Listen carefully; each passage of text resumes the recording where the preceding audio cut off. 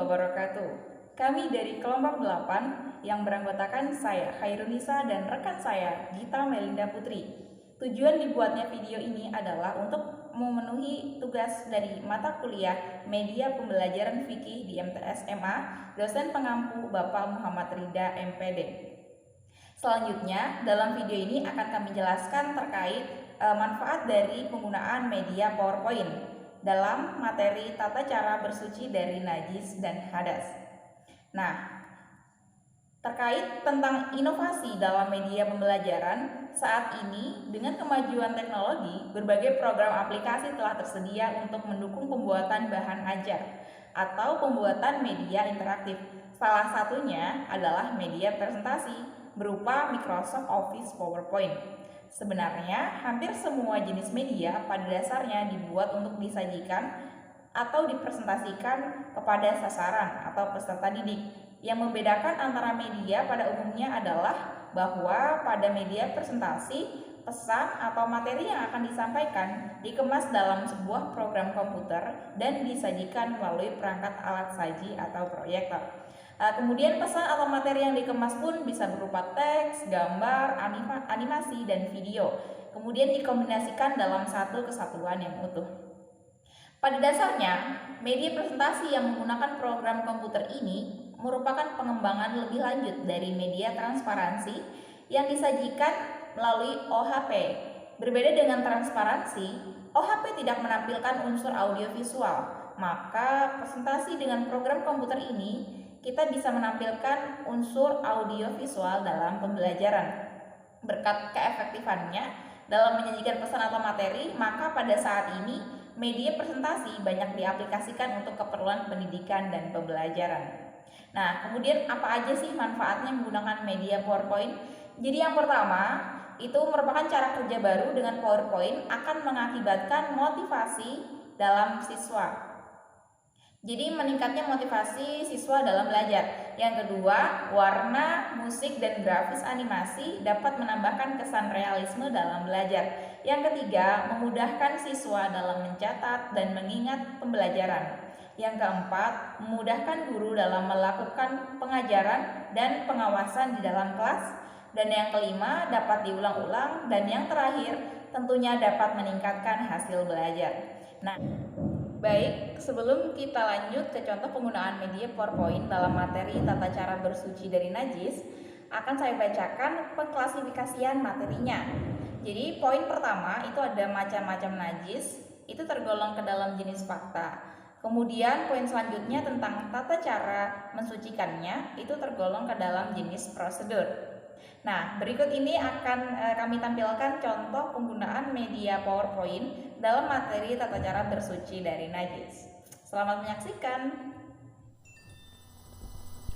Bismillahirrahmanirrahim. Baiklah, perkenalkan, nama saya Gita Melinda Putri. Di sini saya akan menjelaskan bagaimana cara menggunakan media pembelajaran melalui PowerPoint. Nah, di sini materi yang akan kami sampaikan yaitu tentang macam-macam najis dan cara mensucikannya. Baiklah, pertama, apa itu pengertian najis? Nah, jadi najis itu berasal dari bahasa Arab yang artinya adalah kotoran. Kalau menurut istilah syara atau hukum Islam, najis adalah kotoran yang dapat menjadi penghalang seseorang untuk beribadah kepada Allah Subhanahu wa taala. Nah, jadi najis adalah sesuatu yang kotor yang mana kotoran itu menjadi penghalang untuk kita beribadah atau seseorang untuk beribadah kepada Allah Subhanahu wa taala. Oke, next.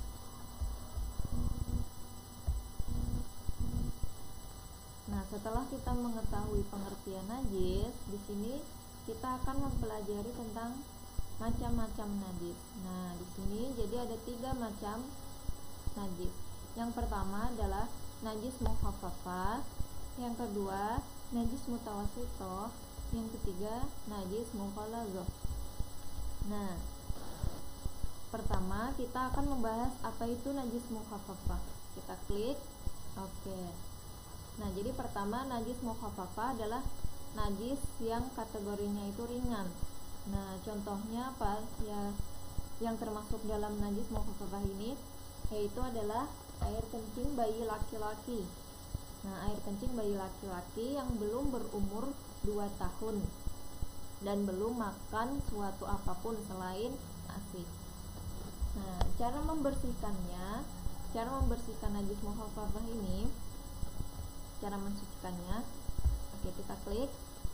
Nah, cara mensucikan najis mukhaffafah yaitu dengan memercikkan atau mengusapkan air yang suci dan dapat mensucikan ke permukaan yang terkena najis, misalnya terkena baju atau terkena meja. Nah, itu langsung kita percikan air saja, air yang suci, langsung kita usap menggunakan alat tisu atau alat yang lain.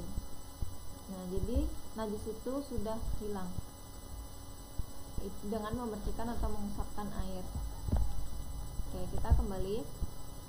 Najis yang kedua yaitu najis mutawasithah. Jadi najis mutawasithah itu apa? Kita klik. Nah, najis mutawasithah adalah najis pertengahan, bukan najis ringan ataupun bukan najis yang berat, tapi termasuk dalam najis pertengahan. Nah, contohnya apa saja? Itu darah, ada kotoran, bisa kotoran hewan atau kotoran manusia.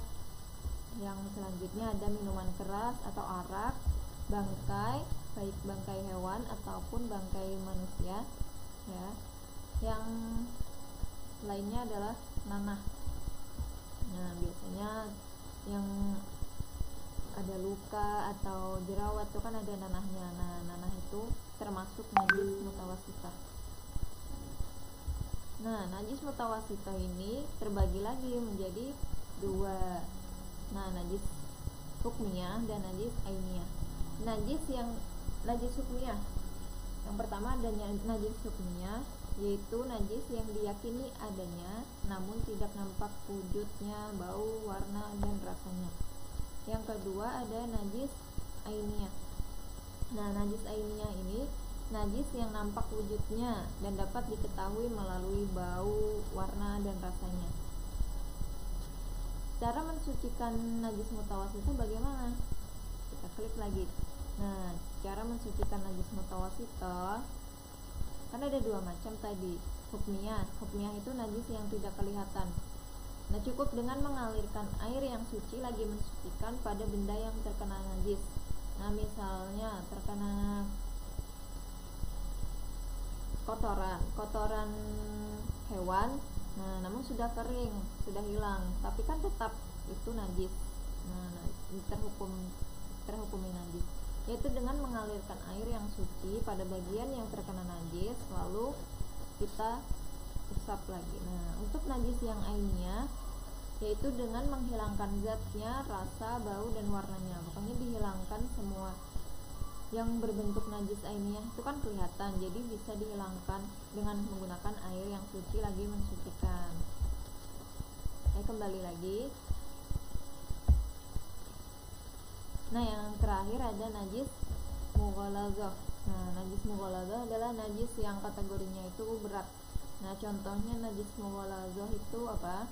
Yang berkaitan dengan anjing dan babi, baik itu kotorannya, air liurnya, apalagi bangkainya. Nah, bagaimana cara mensucikan najis mughaladzah ini? Nah, cara mensucikan najis mughaladzah ini berbeda dengan cara mensucikan najis yang lain. Nah, jadi caranya itu dengan membasuh benda yang terkena najis sebanyak 7 kali dengan air suci. Salah satu dari air tersebut dicampur dengan tanah. Nah, misalnya sandal kita nih terkena air liur anjing, kita basahi dulu dengan air, habis itu kita usap dengan tanah, lalu dibasuh 7 kali dengan menggunakan air lagi. Nah, begitu cara mensucikan najis mughaladzah.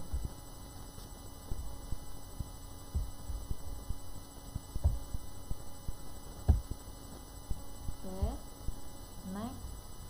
Nah, itu tadi materi yang telah kami sampaikan melalui media pembelajaran PowerPoint. Terima kasih atas perhatiannya dan mohon maaf bila ada kekurangan atau kesalahan. Mohon kritik dan sarannya dengan senang hati kami terima. Untuk penutupnya, saya akan mengakhiri pembelajaran kali ini dengan mengucapkan wassalamualaikum warahmatullahi wabarakatuh.